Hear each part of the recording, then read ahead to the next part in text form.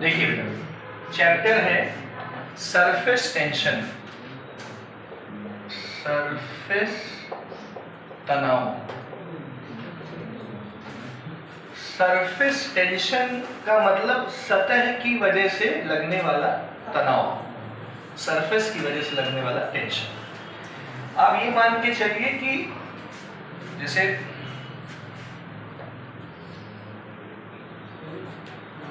अगर कोई लिक्विड, सुना बेटा, अगर कोई लिक्विड अपना शेप बनाए रखे है तो वो सरफेस टेंशन की वजह से बनाए रखे है। मतलब देखो, मान लीजिए कि भाई ये जो है पानी की ऊपरी सतह है, समझ गए? ये पानी की क्या है? ऊपरी सतह है और ये पानी नीचे है, मान लो इसमें, ठीक है? ये पानी और ये ऊपरी सतह है पानी की, सही है? अब इस ऊपरी सतह को आप ऐसे इमेजिन करो, ऐसे,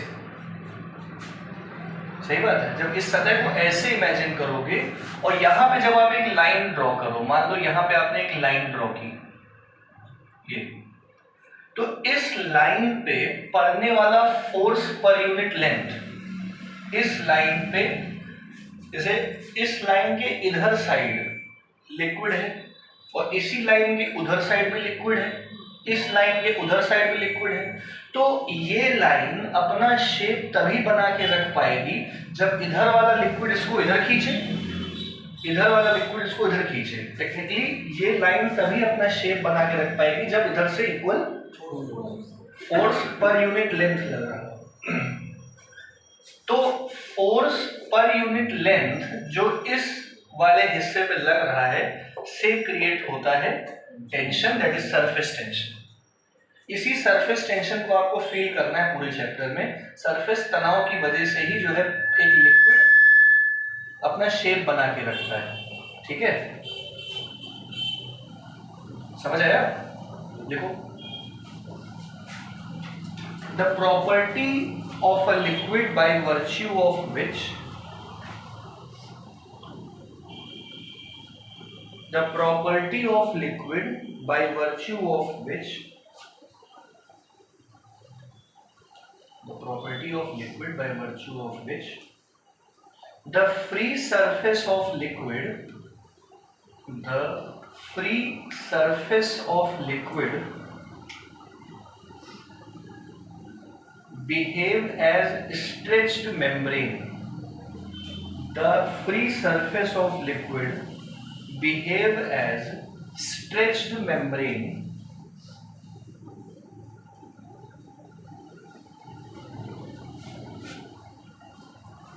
and has tendency to acquire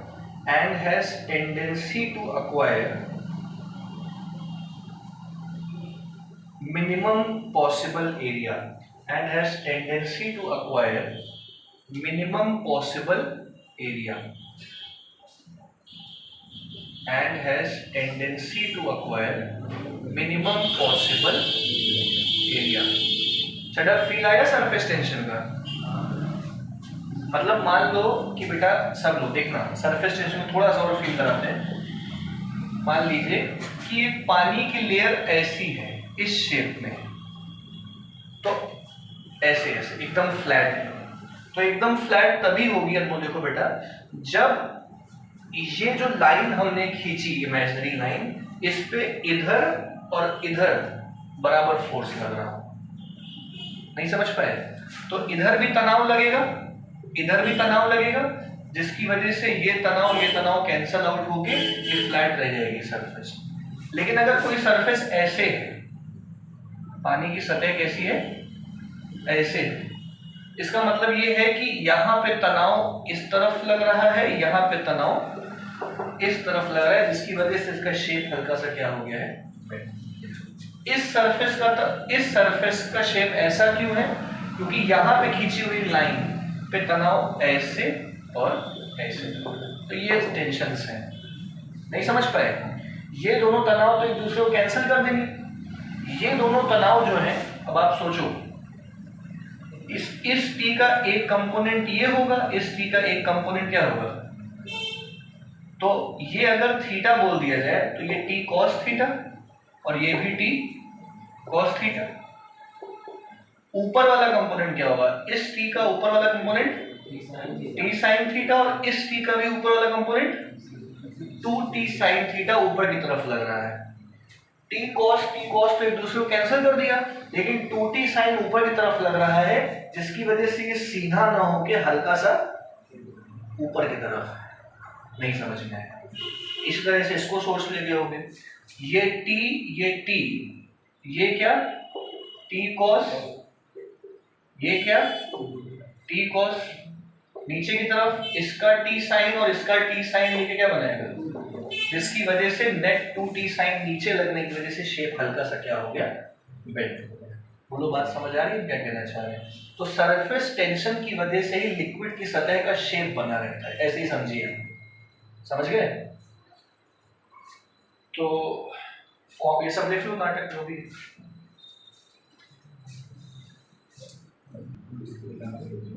सबको सरफेस टेंशन का फॉर्मूला समझ में आ गया, T equals to force per unit length. ठीक है, देखो factors affecting surface tension, factors affecting surface tension को आप फोर्स पर यूनिट लेंथ भी कह सकते हो।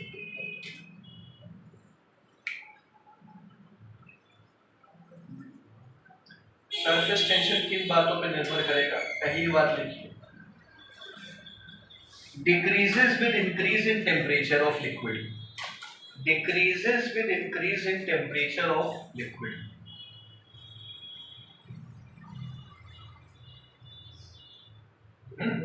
increase in temperature of liquid and becomes zero at critical temperature, and becomes zero at critical temperature।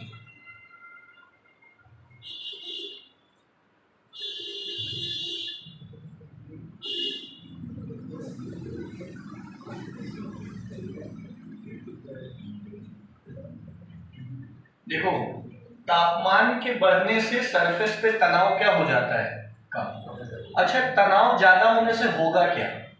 Surface, सुनो बेटा अभी शुद्ध ध्यान दो, सरफेस टेंशन बढ़ने से होएगा क्या? सरफेस टेंशन जितना ज्यादा शेप उतना बना रहेगा। जितना तनाव से अगर मान लो चड्डा तुमको खींचा जाए, इधर से चड्डा को एक आदमी खींच रहा है, इधर से खींच रहा है, तो जितना तेज खींचोगे उतने चड्डा सपाट हो जाएंगे। लेकिन अगर एक तरफ से ढीला छोड़ दोगे तो चड्डा ऐसा रहेगा, तो शेप बिगड़ जाएगा।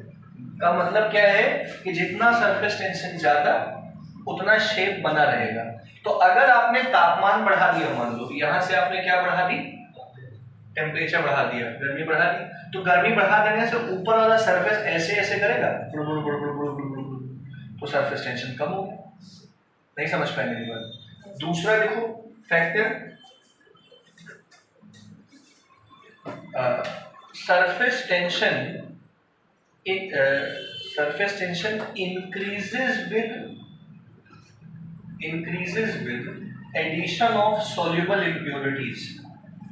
Surface tension increases with addition of soluble impurities, addition of soluble impurities।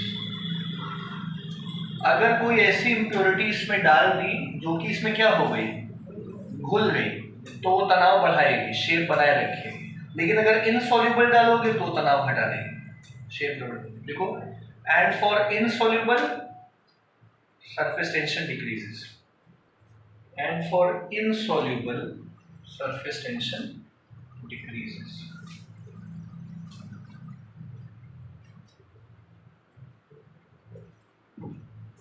ठीक है,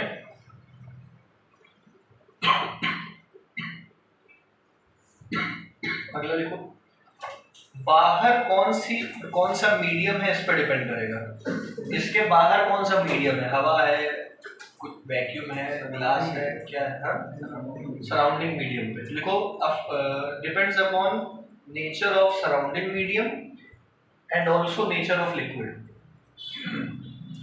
nature of surrounding medium and also nature of. फिर लिखिए अगला, independent of the surface area, independent of the surface area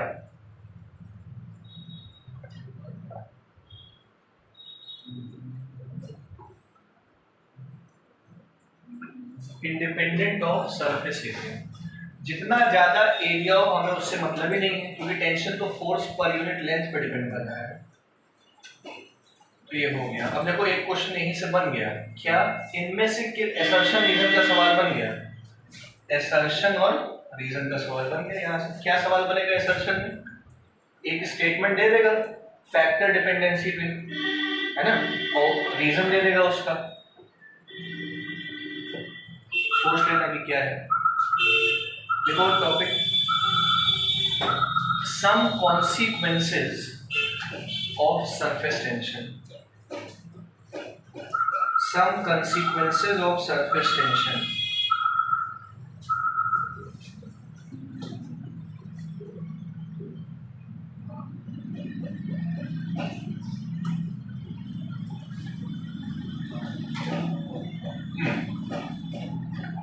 पहला, अच्छा किसी ग्लास की tube को गर्म करोगे तो वो गोल होती चली जाएगी, पता है। अगर कोई ग्लास की ट्यूब है आपके पास, फ्लैट ट्यूब ऐसे है, अगर इसके इस हिस्से को आप क्या करते हो, गर्म करते हो, तो ये धीमे धीमे धीमे धीमे कौन सा शेप एक्वायर कर लेगी, राउंड शेप एक्वायर कर लेगी। सेम रीजन सरफेस टेंशन, ठीक है। देखो क्या होता है कि किसी चीज को जब गर्म करोगे आप लोग, तो वो इलाका जो है गर्म करने से जो है मिनिमम सरफेस एरिया एक्वायर करने की कोशिश करेगा। किसी भी चीज को गर्म करोगे तो वो चीज क्या एक्वायर करेगी, मिनिमम सरफेस एरिया एक्वायर करने की कोशिश करेगी। तो गर्म करने से इसका शेप स्फेयर क्यों हो जा रहा है, क्योंकि स्फेयर ही वो चीज है जिसका सरफेस एरिया मिनिमम होता है बाकी सब चीजों के रिस्पेक्ट में, इसलिए स्फेयर बनती है हर चीज। पानी की बूंदें भी जब ऊपर से नीचे आती हैं तो पहले लंबी लंबी होती हैं, फिर वो ओवल होती हैं, और फिर नीचे आके जब पड़ती हैं तो वो स्फेयर हो जाती हैं, क्योंकि वो भी मिनिमम सरफेस एरिया एक्वायर करने की कोशिश करती हैं हर चीज, ठीक है। तो देखो क्या बोला हमने, पहला कॉन्सिक्वेंस बोला नहीं, देखो the ends of glass tube, the ends of glass tube become rounded on heating, ends of glass tube become rounded on heating।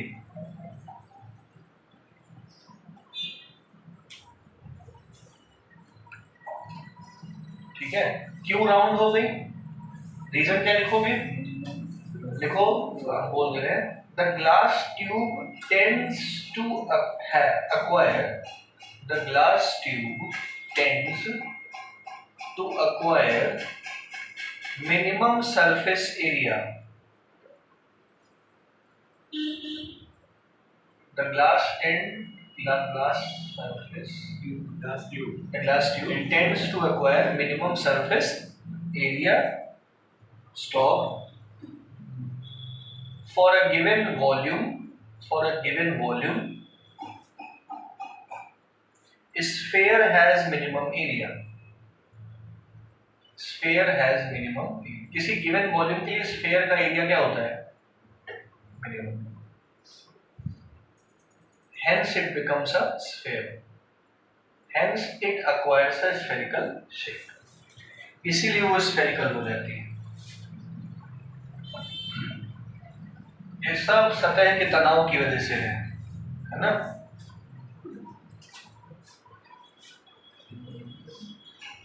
देखो बेटा, मरकरी की जो छोटी बूंदें होती हैं, सुनना, जैसे ये मरकरी है, ये तो सरफेस है, अब जो मरकरी है, मरकरी की जो छोटी बूंदें होंगी ये स्फेरिकल शेप की होंगी।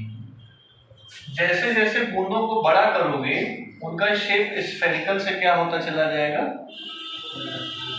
ओवल होता चला जाएगा। ये तो खैर वजन की वजह से है, जैसे जैसे शेप बड़ा होता जाएगा, साइज बड़ा होता जाएगा, ग्रेविटी एक्ट करेगी जिसकी वजह से शेप स्फेरिकल से क्या होता चला जाएगा, ओवल होता चला जाएगा। तो सेकंड पॉइंट में क्या लिखोगे, small drops of mercury are spherical,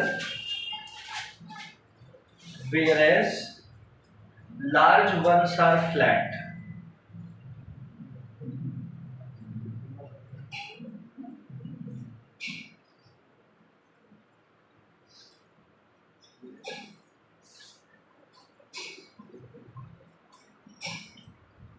छोटी ड्रॉप्स स्फेरिकल है और बड़ी ड्रॉप्स क्या होगी, फ्लैट। ठीक है,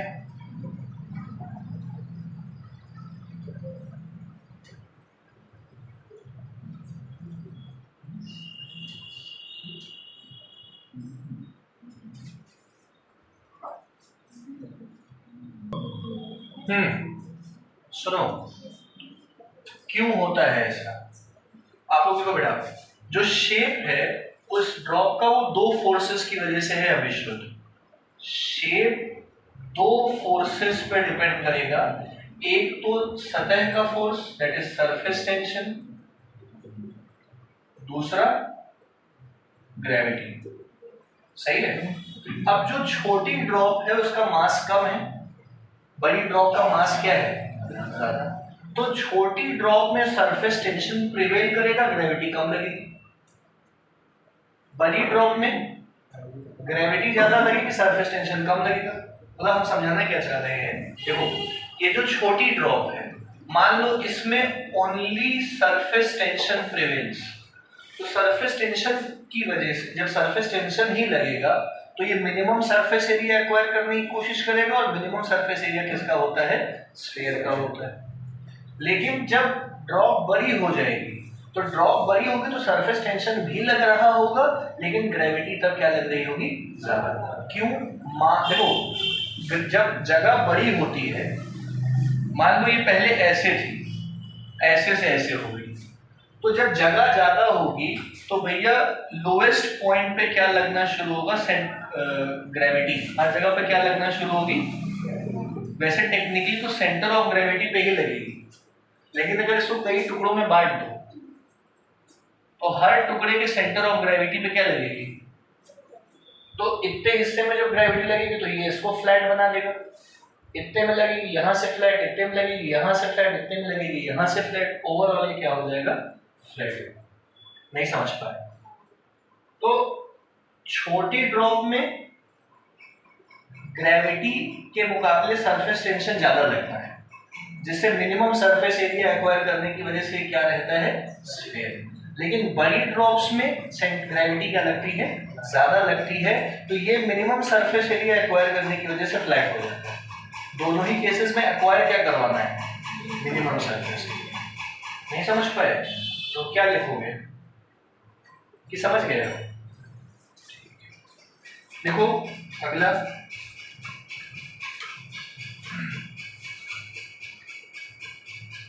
flotation of needle on water. Flotation of needle on water. सुई पानी में तैरती है, कौन समझाएगा। देखो बेटा, अगर आप लोग प्रियांशु भैया सुई को पानी में रखोगे तो सुई डूब जाएगी। ये पानी है, सही है।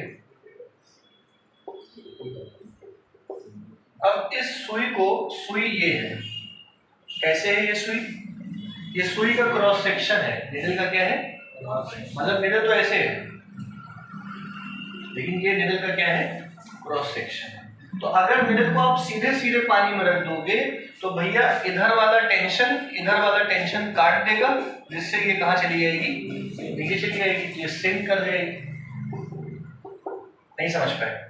वेट को बैलेंस करने के लिए कोई फोर्स ऊपर है ही नहीं। लेकिन अगर आप क्या करो, अब आप एक पार्चमेंट पेपर लो, एक फिल्टर पेपर लो, फिल्टर पेपर जानते हो, बटर पेपर ले लो, टिश्यू पेपर ले लो, तो आप जो है क्या कहते हो, एक फिल्टर पेपर लो, उस फिल्टर पेपर के ऊपर सुई रखो और उसको उठा के टिश्यू पेपर के या फिल्टर पेपर के समेत जो है इसके ऊपर रख दो, पानी की सतह के ऊपर। तो टिश्यू पेपर, फिल्टर पेपर पानी सोख लेगा, जिससे वो पानी के अंदर डूब जाएगा। लेकिन पानी सोखने की वजह से जो निडल थी वो इस एरिया को अक्वायर कर लेगी, पानी की इतनी जगह को क्या कर लेगी, अक्वायर कर लेगी। भाई वो पानी तो एब्जॉर्ब होकर नीचे चला गया, तो निडल जो है इस जगह पे आके बैठ जाएगी। इस जगह पे आते ही शेप जो है हल्का सा डिस्टॉर्ट हो जाएगा। इस थोड़ा बड़ा बना रहे हैं ऐसे, ये इतनी जगह उसने एक्वायर कर ली। अब यहां पे लगेगा surface tension T, surface tension T, और इस सरफेस टेंशन T और T के दो कंपोनेंट्स जो है T cos थीटा और T cos थीटा तो कट चले जाएंगे, लेकिन ऊपर क्या लगेगा 2T sin थीटा कंपोनेंट इस वेट को क्या कर लेगा, बैलेंस कर लेगा, जिसकी वजह से निडल पानी में तैरने लग जाएगी। मेन वही है, शेप को डिस्टॉर्ट करना पानी के। यहां नहीं हो पाएगा डिस्टॉर्ट, है ना, लेकिन यहां पे आ गया समझ में। ये बना क्या, चलो आगे बढ़ते हैं। अच्छा, जो आपने देखा होगा अभी के मौसम में या थोड़ा पहले था कि मच्छर कीड़े जो है पानी के ऊपर पाए जाते थे। दिवाली वाली के टाइम जो है मच्छर जो है पानी के ऊपर तैरते पाए जाते थे, कीड़े भी। लेकिन केरोसिन ऑयल छिड़क दो, मिट्टी का तेल उस पर छिड़क दो, तो सरफेस टेंशन कम हो जाता है पानी का। पानी के सरफेस टेंशन कम होने की वजह से वो क्या कर जाते हैं, पानी में डूब जाके मर जाते हैं। नहीं समझे मेरी बात? अरे वो जो आती नहीं है वो गाड़ी जो वो छोड़ के जाती है गैस बहुत सारी धुआं, तो वही केरोसिन ऑयल डाल देते हैं ना, जो मिलता है वो नहीं डालते हैं, पैसा बचाते हैं। समझ गए? फिर देखो अगला बोले, dancing of camphor on water. Dancing of camphor on water. Camphor मतलब कपूर को पानी के अंदर डालोगे तो वो तैरते हुए नीचे जाएगा, मतलब तैरते हुए क्या है, नाचते हुए नीचे जाएगा।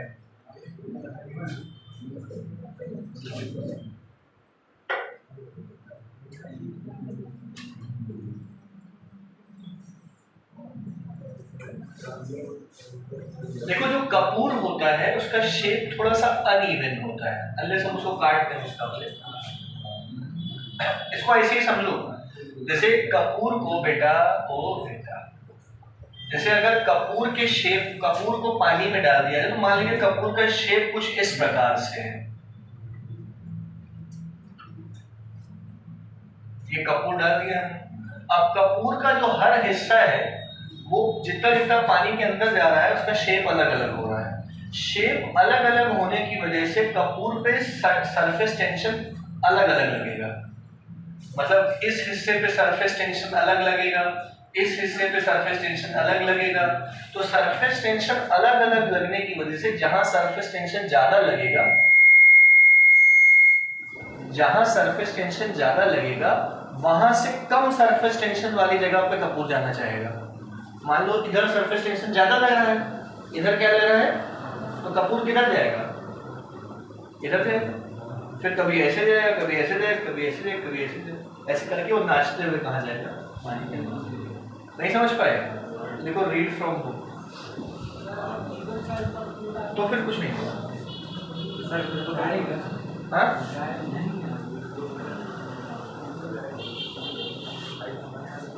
मतलब अनइवन शेप का कपूर, ठीक है। हाँ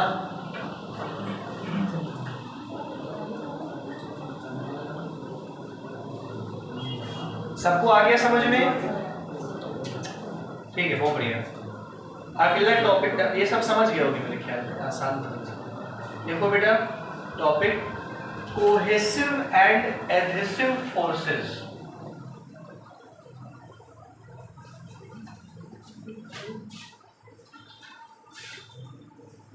कोहेसिव एडहेसिव फोर्सेस क्या है भाई? कोहेसिव एडहेसिव फोर्सेस, जैसे नजरे बोर्ड पे रखो, कि आप सब जो है वाटर ड्रॉपलेट्स को, आप सब जो है सारे के सारे वाटर ड्रॉपलेट्स, तो वाटर ड्रॉपलेट्स के बीच में, सुनो भैया विश्वास, एक आप सब वाटर ड्रॉपलेट्स के बीच में आपस में जो फोर्सेस लगेंगी, फोर्स ऑफ अट्रैक्शन, वो कहलाएगी कोहेसिव। को मतलब एक जैसे मॉलिक्यूल्स के बीच में लगने वाली फोर्सेस ऑफ अट्रैक्शन को क्या कहेंगे? Cohesive forces. नहीं समझे? और अगर मान लो जो है कि भाई हर्ष जो है दीवार पे चिपक गए, ऐसे समझ गए, तो हर्ष अगर दीवार पे चिपक गए तो हर्ष और दीवार के बीच में क्या लगेगा? Adhesive force. Fevikwik, Fevicol, gum, ये सब एडिसिव्स ही तो हैं। तो सेम तरीके के मॉलिक्यूल्स के बीच में लगने वाली फोर्सेस कोहेसिव होगी, और अलग अलग प्रकार के मॉलिक्यूल्स के बीच में लगने वाली फोर्सेस क्या होंगी? एडिसिव होंगी। नहीं समझ पाए? लिखो, the forces of attraction, the force of attraction, the force of attraction between the molecules of same substance, the force of attraction between the molecules of same substance is called cohesive force, is called cohesive force,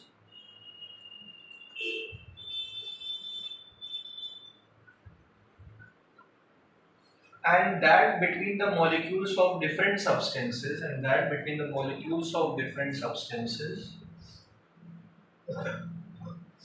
and that between the molecules of different substances is called adhesive force.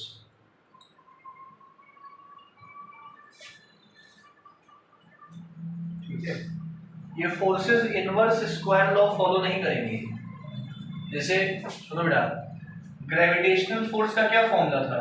G(m1m2) divided by, मतलब ये inverse square law follow कर रही थी। तो ये वाली forces gravitational law वाली forces से अलग है, इनवर्स स्क्वायर लॉ फॉलो नहीं करती कोहेसिव। ठीक है, इन्हीं फोर्सेस की वजह से एक सिग्निफिकेंस है इसका। क्वेश्चन लिखो, water wets the glass surface, water wets glass surface, पानी ग्लास की सतह को गीला कर देता है, but mercury does not, but mercury does not. समझे क्या है इसका मतलब? इधर देखो सब लोग बेटा, बोर्ड पे देखिए, एक तरफ पानी का मॉलिक्यूल, ये सरफेस को गीला कर देगा, और एक तरफ मरकरी का मॉलिक्यूल, ये सरफेस को गीला नहीं करेगा। अब देखो होता क्या है कि पानी की डेंसिटी है 1 ग्राम पर सेंटीमीटर क्यूब, और मरकरी की डेंसिटी है 13.6 ग्राम पर सेंटीमीटर क्यूब। सही है?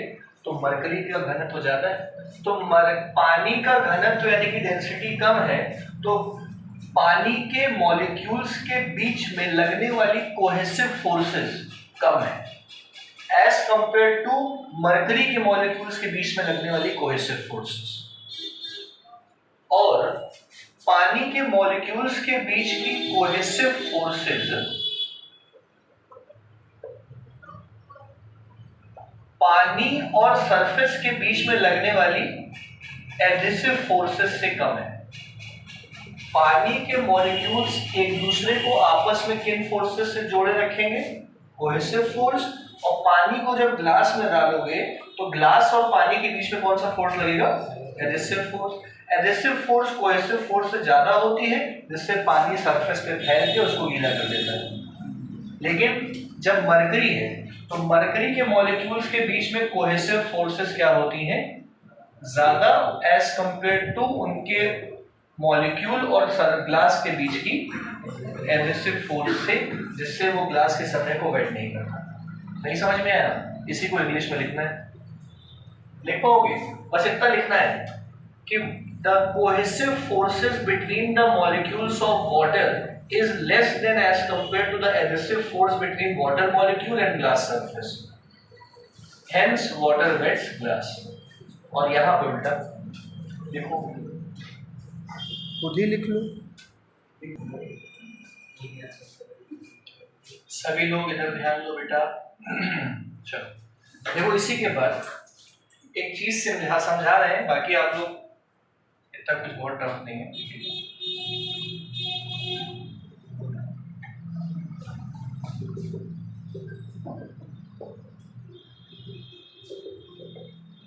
इस सरफेस पे, मतलब ये पूरे सिस्टम पे हम लोग जो है एक लिक्विड ले लिए हैं। इस लिक्विड की जो भी डेंसिटी, ठीक है, देखो इस लिक्विड के अंदर 4 लिक्विड मॉलिक्यूल्स हैं। एक लिक्विड मॉलिक्यूल है ए, एक लिक्विड मॉलिक्यूल है बी, एक लिक्विड मॉलिक्यूल है सी, एक लिक्विड मॉलिक्यूल है डी। ये सी और ये क्या हो गया, डी। सही है। जो लिक्विड मॉलिक्यूल सबसे अंदर है, इसमें हर तरफ से फोर्स लग रहा होगा, इधर से इधर से इधर से इधर से इधर से इधर से, हर तरफ से क्या लग रहा होगा, जिसकी वजह से इस पे लगने वाला नेट फोर्स 0 होगा। नेट फोर्स क्या होगा, 0। ये भी कंप्लीट जस्ट अंदर है, तो इस पे भी हर तरफ से क्या लग रहा होगा, फोर्स। इस पे भी लगने वाला नेट फोर्स क्या है, 0। सही है। इस वाले लिक्विड मॉलिक्यूल का ज्यादा हिस्सा क्या दिखाई दे रहा है आपको, पानी के अंदर। ज्यादा हिस्सा क्या दिख रहा है, पानी के अंदर दिखाई दे रहा है। तो अंदर की तरफ, नीचे की तरफ फोर्स क्या लग रहा होगा, ज्यादा। इस तरह से कह लो, ठीक है। और इसका आधा हिस्सा पानी के बाहर है, आधा हिस्सा पानी के क्या है। तो कहने का मतलब है जितना फोर्स ऊपर, उतना ही फोर्स क्या लग रहा होगा, नीचे। ठीक है, तो अब थ्रस्ट कह सकते हो। ठीक है, अब हम समझाना क्या चाह रहे थे कि जब मॉलिक्यूल्स नीचे आते हैं, यहाँ पे नेट फोर्स 0 लग रहा है। जब मॉलिक्यूल्स क्या आएंगे, नीचे आ रहे हैं, ठीक है, और उनके बीच में लग रहा होगा। अच्छा, सबसे बड़ी बात, ये जितने भी मॉलिक्यूल्स हैं, इसका एक कंसेप्ट बता दें। जितने भी मॉलिक्यूल्स हैं, तो आप समझ लीजिए कि ये जो बीच में रखा है, ये मॉलिक्यूल है। सही है, ये बीच में जो रखा है, ये मॉलिक्यूल है। और इस मॉलिक्यूल के चारों तरफ 10 की पावर -9 मीटर का एक सर्किल बनाया है। 10 की पावर -9 मीटर के रेडियस का क्या बना दिया, एक सर्किल बना दिया। सही है। अब काइनेटिक थ्योरी के हिसाब से, सिंपल थ्योरी है, क्या कहता है कि अगर दो मॉलिक्यूल्स के बीच की डिस्टेंस अगर 10 की पावर -9 मीटर से कम है, 10 की पावर -9 मीटर से, तो वो दो मॉलिक्यूल्स एक दूसरे को खींच लेंगे। अगर दो मॉलिक्यूल्स की डिस्टेंस 10 की पावर -9 मीटर या उससे क्या है, कम है, तो मॉलिक्यूल्स एक दूसरे को क्या कर लेंगे। लेकिन अगर 10 की पावर -9 मीटर ज्यादा है, तो अट्रैक्टिव फोर्स नेग्लिजिबल होगी, नहीं खींच पाएंगे। समझ गए। अब हमने जो ये स्फीयर बनाया है, ये जो सर्किल बनाया है, इसका रेडियस 10 की पावर -9 मीटर लिया। इसका क्या मतलब है कि अगर इस मॉलिक्यूल के आसपास, इस सर्किल के अंदर अगर कोई गैस मॉलिक्यूल होगा, तो ये मॉलिक्यूल उस मॉलिक्यूल को क्या कर लेगा, खींच लेगा, जिससे वो दोनों आपस में चिपक जाएंगे। फिर सर्किल तो बने रहेगा। नहीं समझ पाया। और अगर बाहर रहेगा तो नहीं खींच पाएगा, फिर भी सर्किल बना रहेगा, ये अपनी जगह पर रहेगा। नहीं समझ पाएगा ये बात, नहीं समझे। हम ये कह रहे हैं कि ये जो गैस मॉलिक्यूल, ये जो मॉलिक्यूल दिख रहा है आपको, ये छोटा सा मॉलिक्यूल दिख रहा है, इसके चारों ओर हमने 10 की पावर -9 मीटर का क्या बना लिया, सर्किल बना लिया। अब अगर कोई गैस मॉलिक्यूल आसपास है और वो सर्किल के बाहर है तो ये मॉलिक्यूल उसको नहीं खींचेगा, लेकिन अगर कोई गैस मॉलिक्यूल इस सर्किल के अंदर है तो ये मॉलिक्यूल उस मॉलिक्यूल को क्या कर लेगा, फिर भी ये चीज तो बनी रहेगी ना।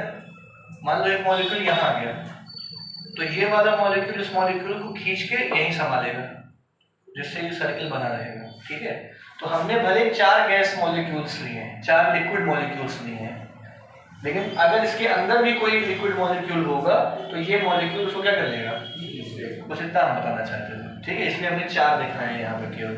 अब होता क्या है कि जैसे मान लो कि नीचे वाले मॉलिक्यूल्स को ऊपर जाना है, हमने क्या करना है, नीचे वाले मॉलिक्यूल्स को क्या भेजना है, ऊपर भेजना है। आपको पता है कि नीचे वाले लिक्विड मॉलिक्यूल्स ऊपर जाके बड़े होने लग जाते हैं, क्यों?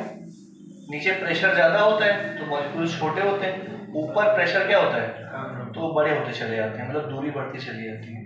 तो अगर मान लो कि हम लोग यहाँ पे अगर 2 गैस मॉलिक्यूल्स हैं, मान लो लॉजिकली सोचो, यहाँ पे 2 गैस मॉलिक्यूल्स हैं, ठीक बात है, वो आपस में चिपके हुए हैं, और अगर वो ऊपर जा रहे हैं तो धीमे धीमे प्रेशर क्या होगा, कम, जिससे साइज क्या होना चाहिए, बड़ा। तो टेक्निकली उनके बीच की दूरी बढ़नी चाहिए, है ना। तो होता क्या है कि जब मॉलिक्यूल्स नीचे से ऊपर जाते हैं तो नीचे से ऊपर जाने के लिए कोहेसिव फोर्स के अगेंस्ट वर्क करना पड़ेगा उन्हें। नहीं समझे मैंने क्या बोला? नीचे गैस मॉलिक्यूल चिपके हुए हैं, मान लो यहाँ पे कोई गैस मॉलिक्यूल है, उसने दूसरी गैस मॉलिक्यूल को आपस में क्या रखा हुआ है, अट्रैक्ट करके रखा हुआ है, लेकिन अब इनको ऊपर लेके जाना है। तो जब ऊपर जाएंगे तो ये गैस मॉलिक्यूल्स क्या हो जाएंगे, अलग अलग हो जाएंगे। मान लो यही गैस मॉलिक्यूल ऊपर जाके 3 हो गए, नहीं समझ पा रहे मेरी बात? तो नीचे से ऊपर जाने के लिए ये तीनों पहले एक साथ थे यहाँ पे, फिर नीचे से जब ये ऊपर गए तो अलग अलग हो गए। अलग अलग क्यों हुए? क्योंकि इनके बीच में पहले लग रही थी कोहेसिव फोर्स जिससे ये चिपके हुए थे। अलग अलग क्यों हो गए? क्योंकि इन्होंने कोहेसिव फोर्स के अगेंस्ट क्या किया, वर्क किया। और इन्होंने जो कोहेसिव फोर्स के अगेंस्ट वर्क किया जिससे ये अलग अलग हो गए, तो इनके अंदर एक पोटेंशियल एनर्जी आ गई। कोहेसिव फोर्स के अगेंस्ट वर्क करने की वजह से जब ये अलग अलग हुए, वही वर्क इन सब के अंदर पोटेंशियल एनर्जी के फॉर्म में क्या हो गया, स्टोर हो गया। तो अब हमको ये बताओ किसकी पोटेंशियल एनर्जी ज्यादा, इसकी कि इसकी? ऊपर वालों की, ऑब्वियस सी बात है। तो सरफेस पे रहने वाले मॉलिक्यूल्स की पोटेंशियल एनर्जी नीचे रहने वाले मॉलिक्यूल्स की पोटेंशियल एनर्जी से ज्यादा होगी। और क्यों ज्यादा होगी? मैंने बताया कि नीचे के मॉलिक्यूल्स हो सकता है कि ये मॉलिक्यूल के अंदर यही वाला मॉलिक्यूल रहा हो, फिर जैसे जैसे ऊपर गए प्रेशर कम होने की वजह से फैल गए, इससे दूर हो गए, मतलब उन्होंने कोहेसिव फोर्स के अगेंस्ट वर्क किया, वही वर्क इनकी पोटेंशियल एनर्जी के फॉर्म में स्टोर हो गया, जिसकी वजह से सरफेस पे पोटेंशियल एनर्जी ज्यादा होती है एज कंपेयर टू नीचे। नहीं पल्ले पड़ा, लिखो यही चीज, ये जो हमने ग्रंथ बता दी अभी अभी। टॉपिक डालो, shape of liquid meniscus. Shape of liquid meniscus.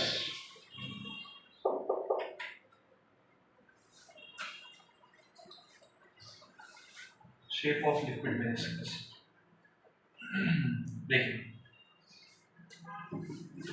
जैसे एक कंटेनर में आप लोग पानी ले लो,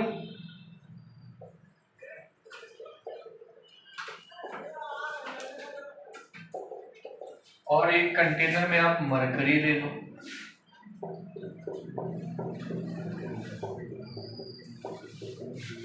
पानी मरकरी, सही है। देखो बेटा सब लोग, यहाँ पे एक ग्लास ट्यूब इंसर्ट कर दी हमने, मान लीजिए ये। तो आपको पता है कि पानी के मॉलिक्यूल्स के बीच की कोहेसिव, सुनिए बेटा, पानी के मॉलिक्यूल्स की आपस की कोहेसिव फोर्सेस पानी और सतह की एडहेसिव फोर्सेस से क्या होती हैं, कम, जिससे पानी जो है ग्लास की सरफेस पे जाके क्या कर जाता है, चिपक जाता है। ये देखो चिपक गया जाके, नहीं समझ पाए? इधर से भी क्या हो जाएगा, चिपक जाएगा, इधर से भी क्या होगा, चिपक जाएगा। मतलब बात समझ आई क्या कह रहे हैं?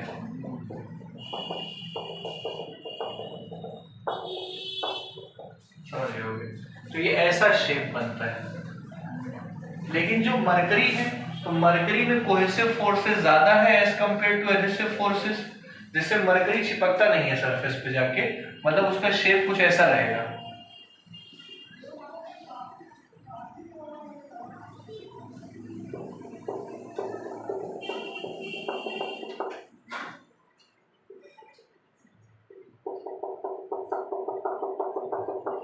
समझ गए ना क्या कहना चाह रहे हैं? ये देखो, ये चिपक रहा है और ये नहीं चिपक रहा है। आ गया होगा समझ में? यही बनाना है हमको डायग्राम इसमें।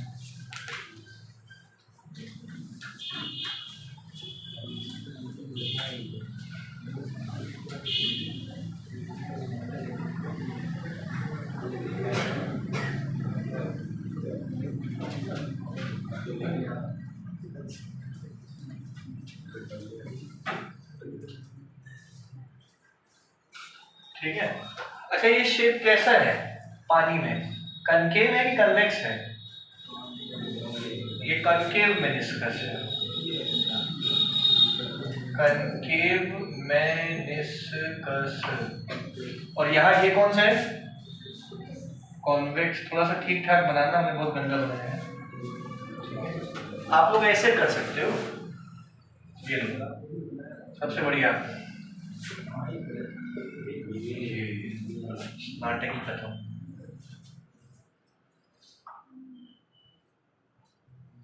कॉन्वेक्स मेनिस्कस लिखो बेटा।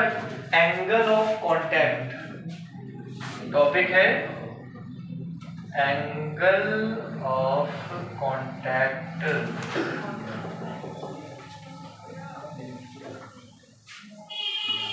एंगल ऑफ कांटेक्ट क्या है? एंगल ऑफ कांटेक्ट ये देखो बेटा, लिक्विड के अंदर से मेनिस्कस के शेप पर पड़ने वाला टेंजेंट। देखो जरा, ये मेनिस्कस का शेप दिख रहा है, ऐसा है। तो लिक्विड के अंदर का टेंजेंट, मतलब लिक्विड और ग्लास रॉड जिस जगह पे चिपके हुए हैं, मतलब जिस जगह पे आपस में कांटेक्ट में है, तो रॉड का पर टेंजेंट, रॉड पर टेंजेंट और मेनिस्कस पर टेंजेंट के बीच के एंगल को क्या कहते हैं?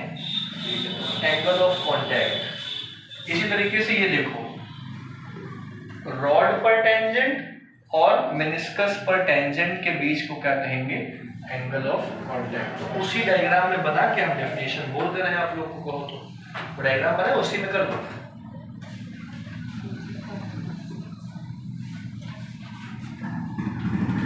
समझ गए? सॉलिड सरफेस पे पड़ने वाले टेंजेंट और लिक्विड पर पड़ने वाले टेंजेंट के बीच के एंगल को क्या कहते हैं? Angle of contact. लिखिए डेफिनेशन।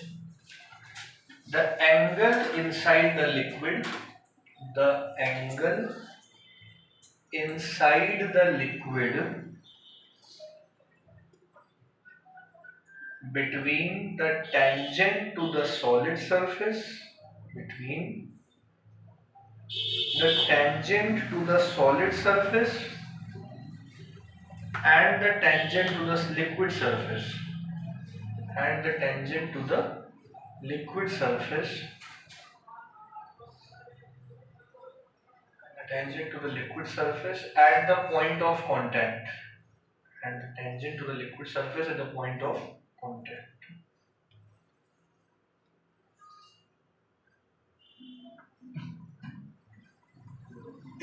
समझ गए?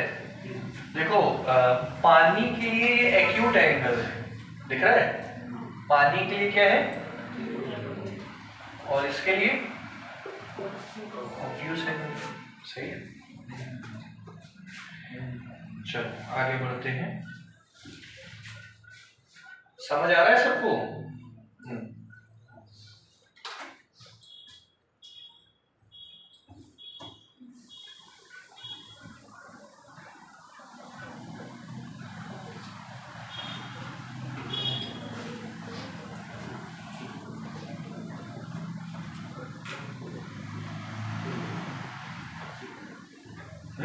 बढ़िया, सब ठीक। देखिए अपना ये टॉपिक लिखो बेटा।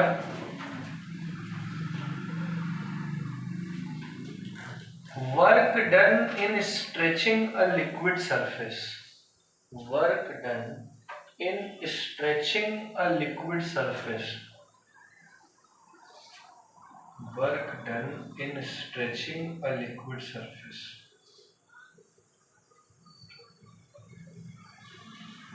ठीक है।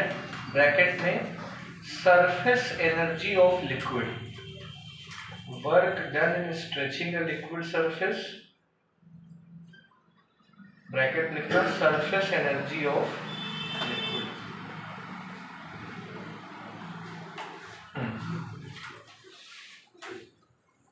ये हटा देना।